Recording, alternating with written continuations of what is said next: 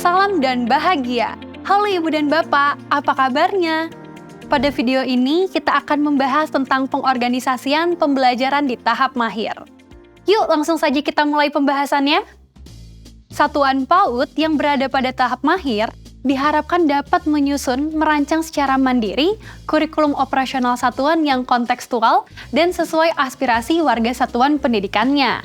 Dengan kata lain, perancangan kurikulum operasional satuan pendidikan dapat dilakukan dengan cara merumuskan pembelajaran sesuai visi misi dan konteks satuan pendidikan dan melibatkan peserta didik, orang tua murid, bahkan masyarakat sekitar untuk menjadi bahan inspirasi, refleksi, dan evaluasi. Satuan pendidikan perlu mengorganisasikan pembelajaran ke dalam bentuk struktur kurikulum yang meliputi 1. Intrakurikuler, 2. Proyek penguatan profil pelajar Pancasila, dan 3. Ekstrakurikuler jika satuan pendidikannya memiliki sarana, prasarana, juga sumber daya yang memadai. Yuk, mari kita bahas seperti apa cara melakukan pengorganisasian pembelajaran untuk satuan di tahap mahir ini pada setiap struktur kurikulumnya. Pertama, pengorganisasian pembelajaran pada kegiatan pembelajaran intrakurikuler. Nah, untuk mengorganisasikan kegiatan pembelajaran intrakurikuler, satuan pendidikan dapat mempertimbangkan pertanyaan pemantik berikut.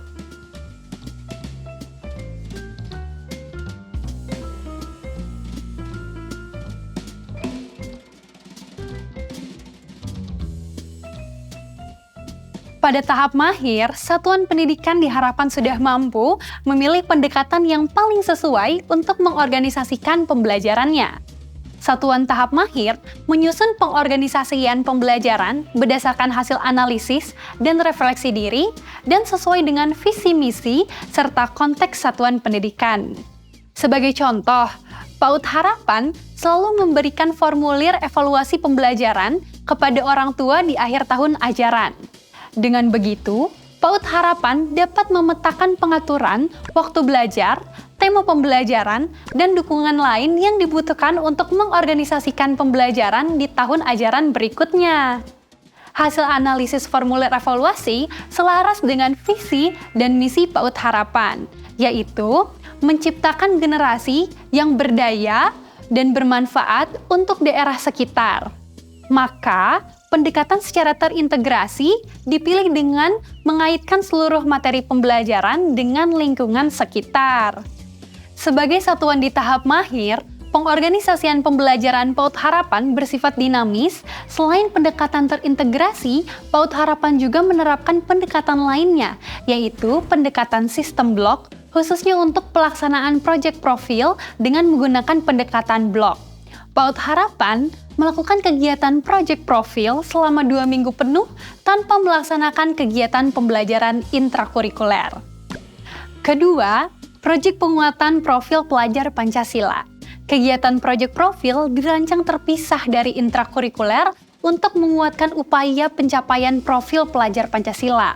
Di tahap mahir, Satuan PAUD sudah terbiasa melaksanakan 2 tema proyek dalam 1 tahun, sehingga pertanyaan pemantik yang dapat diaplikasikan untuk menyusun pengorganisasian pembelajaran adalah sebagai berikut.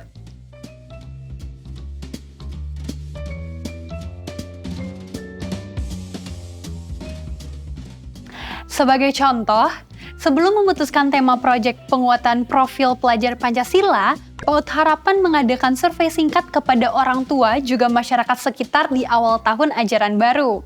Survei menanyakan tentang apa saja harapan mereka terhadap generasi penerus mereka dan apakah mereka bersedia ambil bagian dalam proyek penguatan profil pelajar Pancasila PAUD Harapan.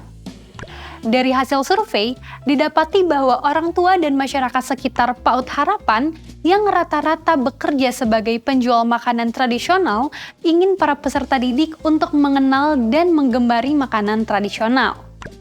Berdasarkan hasil survei tersebut, Aku Cinta Indonesia dipilih sebagai tema proyek profil semester 1.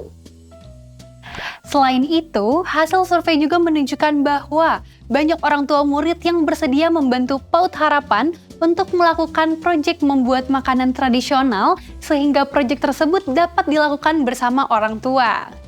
Juga, ada salah satu pemilik toko oleh-oleh yang bersedia dikunjungi PAUD Harapan sebagai jembatan edukasi kepada peserta didik. Ketiga, kegiatan ekstrakurikuler. Kegiatan ekstrakurikuler pada PAUD diselenggarakan dengan tujuan sebagai pengembangan peserta didik sesuai dengan minat, bakat, potensi, dan kebutuhan peserta didik. Jika satuan PAUD Ibu dan Bapak memiliki kegiatan ekstrakurikuler, pertanyaan pemantik berikut dapat Bapak dan Ibu gunakan dalam menyusun pengorganisasian kegiatan ekstrakurikuler di tahap mahir.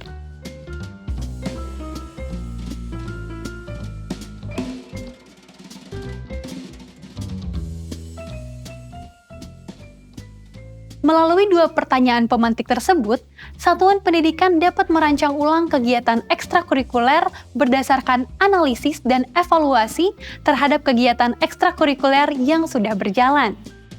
Satuan pendidikan dapat melibatkan orang tua serta murid untuk mengevaluasi bersama kegiatan ekstrakurikuler. Misalnya dengan membagikan formulir umpan balik di akhir semester yang berisikan evaluasi penilaian kepuasan, dampak, atau perkembangan yang terlihat, dan kritik atau masukan. Satuan pendidikan dapat menindaklanjuti apabila memang ada kegiatan ekstrakurikuler yang memiliki dampak kurang optimal atau mendapatkan banyak kritik. Atau mungkin terdapat ide inovasi baru yang dapat dikembangkan untuk meningkatkan kualitas kegiatan ekstrakurikuler yang ada. Satuan pendidikan dapat mengajak orang tua untuk berdiskusi dalam mencari ide pengembangan kegiatan ekstrakurikuler yang sesuai dengan potensi, bakat, dan minat peserta didik. Bagaimana? Apakah Ibu dan Bapak sudah terbayang untuk menyusun pengorganisasian pembelajaran di tahap mahir? Berikut poin-poin yang dapat merangkum penyusunan pengorganisasian pembelajaran di tahap mahir.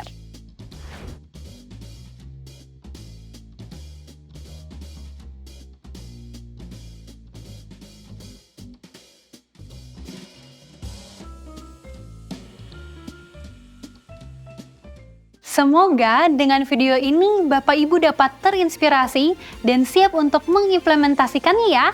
Sampai jumpa!